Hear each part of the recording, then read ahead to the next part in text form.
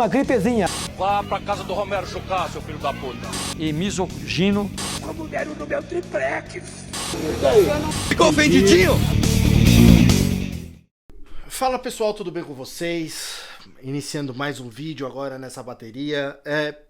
Primeiro de tudo, comente aqui embaixo que horário, ou melhor, eu vou abrir agora lá no Instagram uma caixinha nos stories perguntando o melhor horário para vídeo para você poder assistir.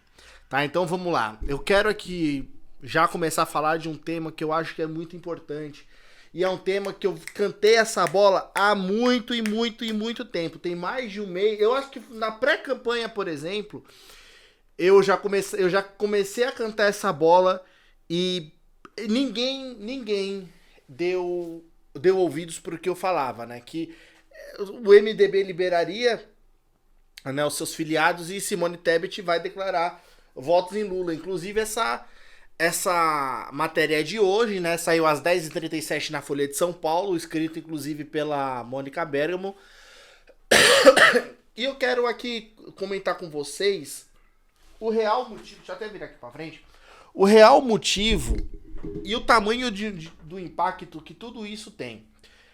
Quando eu insisto na tecla e quando eu bato na tecla do seguinte, de que, olha, veja, ou você é a favor de um, em detrimento do, inconsequentemente, em detrimento do outro, ou você é a favor do outro, em detrimento do primeiro, ou você é contra os dois, ou você vira e fala assim, bom, beleza, eu não gosto desse, eu não gosto desse, eu serei oposição aos dois, que é o meu lado, que é o grupo Select da qual eu participo, que eu resolvi ser oposição aos dois, porque, de novo, eu não quero ver o Brasil na mão de um estelionatário eleitoral e eu também não quero ver o país de novo nas mãos do maior bandido financeiro deste país, que sabia, assim, do mensalão, participou da Lava Jato e tudo mais, e belelê e balalá. Eu já cansei de falar isso daqui.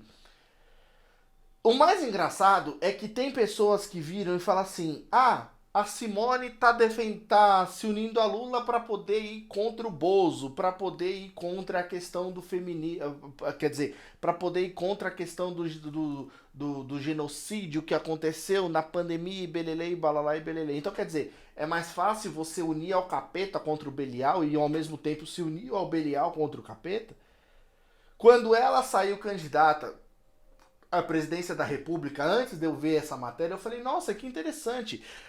A Simone candidata à presidência da República, nossa, é muito boa. Só que uma coisa que ninguém se lembra, naquela época, quando ela resolveu sair candidata à presidência da República, uma coisa todo mundo aqui está se esquecendo. A terceira via já tinha morrido há muito tempo.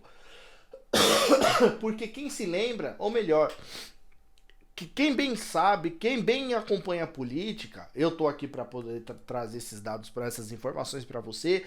A primeira vez que se falou em terceira via, a terceira via nasceu com Danilo Gentili como candidato à presidência da República, com Nando Moura, nosso querido youtuber, de vice-presidente da República. Nando Moura, para quem não sabe, foi quem elegeu em 2018 o Gil Diniz, vulgo carteiro desgraça. Enfim, a primeira vez que se falou de terceira via foi isso. E o que acontece é o seguinte, de lá pra cá, João Dória tentou pegar esse rótulo da terceira via. O rótulo da terceira via, inclusive, foi dada para Sérgio Moro durante um bom tempo. E todo mundo falava, não, Sérgio Moro vai ser o grande nome da terceira via. Não à toa que grandes personalidades da nossa, tanto daqui da internet quanto do nosso cotidiano, já declararam. E eu mesmo, na época, eu falei, se o Moro sair candidato a presidente da República, eu saio pra rua e eu faço campanha totalmente gratuita para esse cara.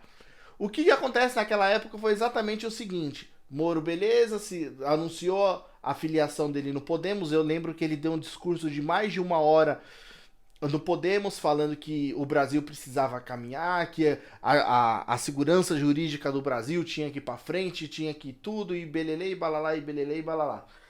E deu no que deu, o Moro no Podemos, saiu no apagar das luzes do Podemos, Foi pro União Brasil, chegando no União Brasil, Luciano Bivar deu logo uma freada nele, falou, epa, calma, aqui não, né? E também tem aquela grande e fatídica entrevista do Moro pro antagonista, se não me engano, pro Cláudio Dantas, que o Cláudio Dantas vira e pergunta assim, Moro, mas você vai pedir Moro, você vai pedir voto pro Bivar? Aí o Moro vira com aquela carinha dele de tipo, vou.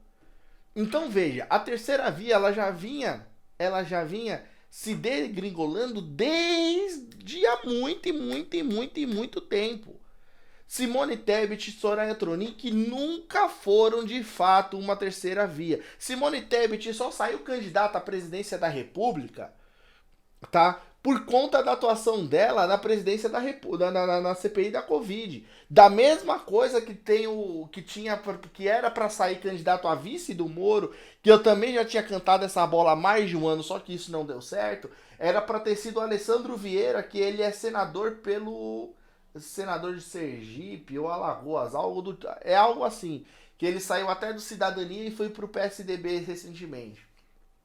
Era para ele ser o grande vice do Moro, porque aí sim você teria uma chapa muito forte de duas pessoas literalmente atuantes, não tirando o mérito da Simone Tebet na CPI da Covid, que ela foi ótima na CPI da Covid e ponto.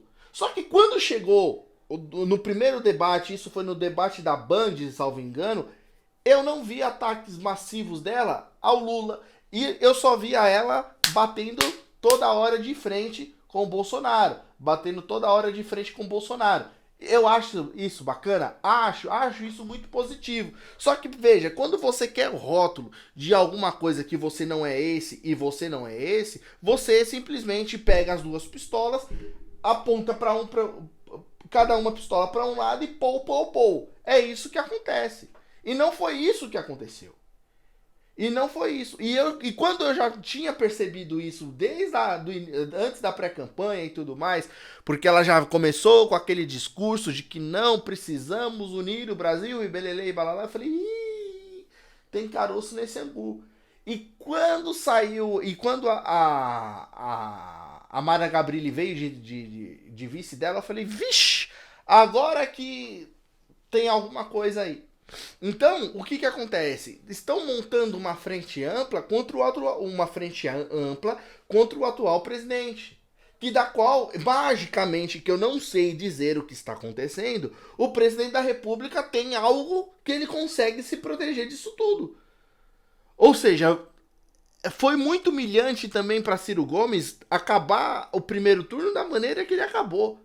Eu acho que a única pessoa que saiu, pelo menos, com a sanidade mental de pé nessa história toda, chama-se Soraya Tronic, que mesmo assim, quando era para ter batido em um e quando era para ter batido em outro, não bateu com a verdadeira força necessária, porque ela ficou falando o que é candidato padre e não sabia falar, ou seja, ela não sabia se defender direito.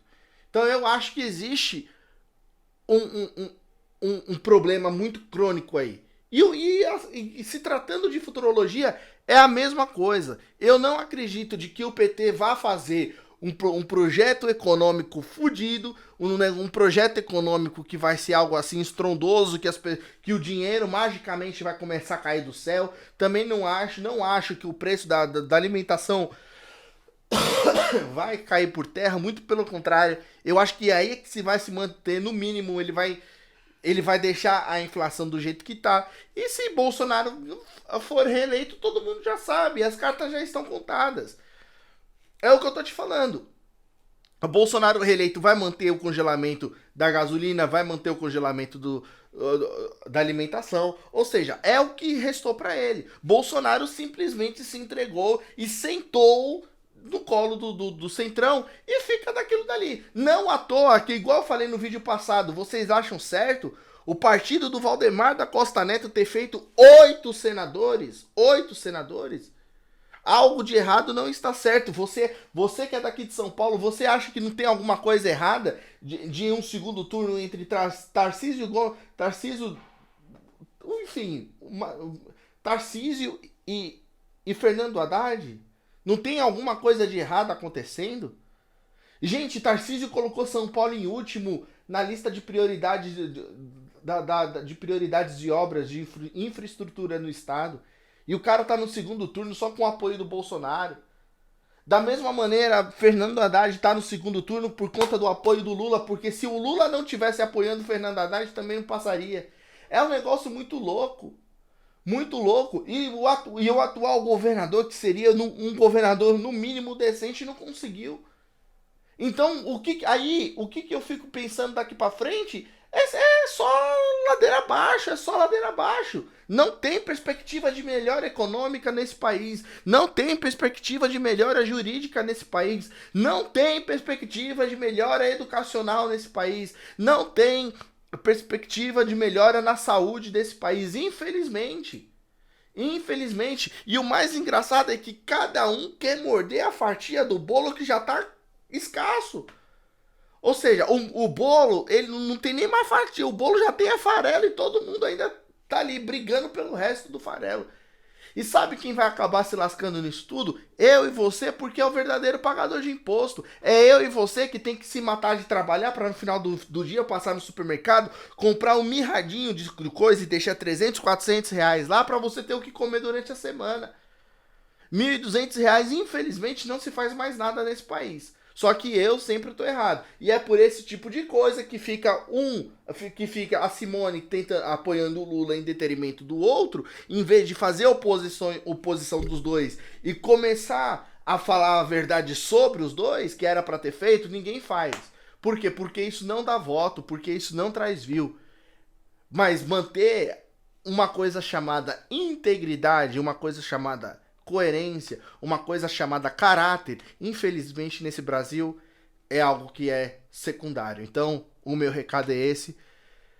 E é muito triste o que nós viemos pela frente, que nós veremos pela frente, mas a única coisa que a gente tem a fazer nesse momento é lutar. E a nossa única fonte de lutar, no meu caso, é eu me expondo e falando exatamente aquilo que eu penso contra todos esses vassalos que tentaram assumir a presidência da República, contra todos esses vassalos que saíram candidatos ao Senado Federal, de todos os estados, inclusive, sem tirar nem pôr de nenhum nome, e todos os vassalos que foram candidatos ao governo do estado de São Paulo. Que também não é porque eu votei no Rodrigo Garcia de que ele não deixa de ser ruim, mas só que nesse caso, tá? Somente no caso do governo do estado, entre Tarcísio Gomes de Freitas e Fernando Haddad, sem dúvida o Rodrigo Garcia era disparadamente, nesse caso, um menos pior.